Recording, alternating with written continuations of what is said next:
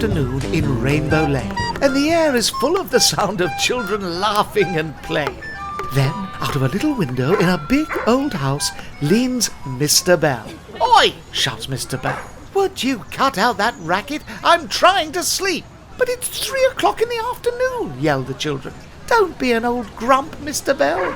"An old grump?" harumphs Mr. Bell. "How dare they besmirch the name of Bell like that? My father was a bell, and my grandfather was a bell. I come from a long line of well-known bells." "Things didn't used to be like this," says Mr. Bell to himself, and he pulls one of his favourite books from the shelf. It's a very exciting book about British soldiers and Zulu warriors, but it's not long before Mr. Bell falls asleep, and then a very curious thing happens. He shrinks, and he shrinks, and he shrinks until, thunk, he drops down inside the book. "Oh dear," says Mr. Bell. "Not another bleeding magical adventure. Well, I never. I'm a Zulu warrior." All of a sudden, the air is filled with the sound of whooping and drumming. From a nearby village comes a great tribe of Zulus. "Welcome, stranger," says the chief Zulu. "Or as we say, Wamkelikila." "Speak English, you bloody fool," says Mr. Bell. "What fine clothes you have," says the chief. "Have you come to join our celebrations?" "Don't be ridiculous," says Mr. Bell. "It's too hot and I'm not wearing shoes. Now fetch me a dandelion and burdock and call me a taxi to the nearest Clark's." But the chief Zulu doesn't understand. "Maybe you could ask the other white men.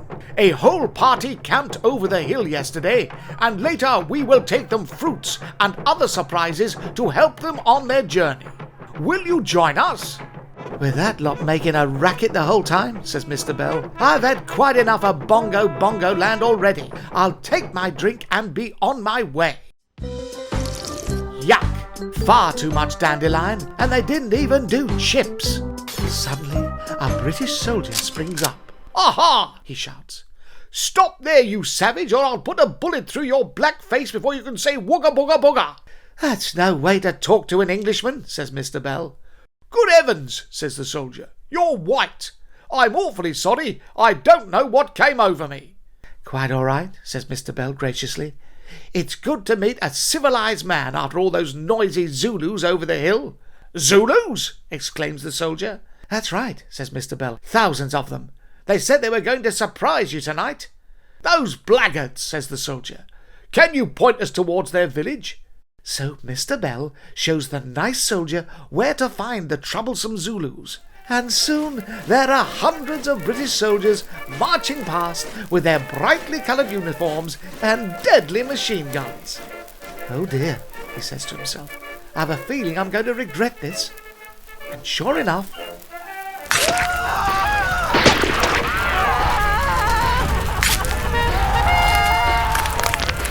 just as I thought. It's even noisier than before. I'll have to look somewhere else for my peace and quiet.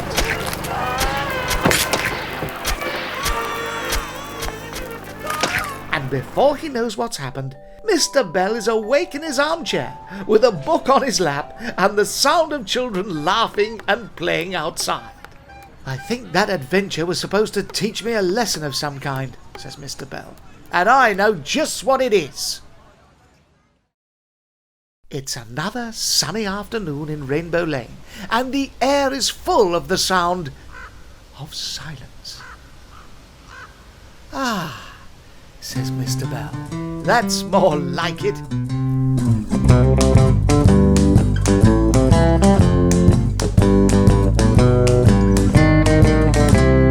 And don't forget to tune in next week to meet more of our friends from Soggy Island.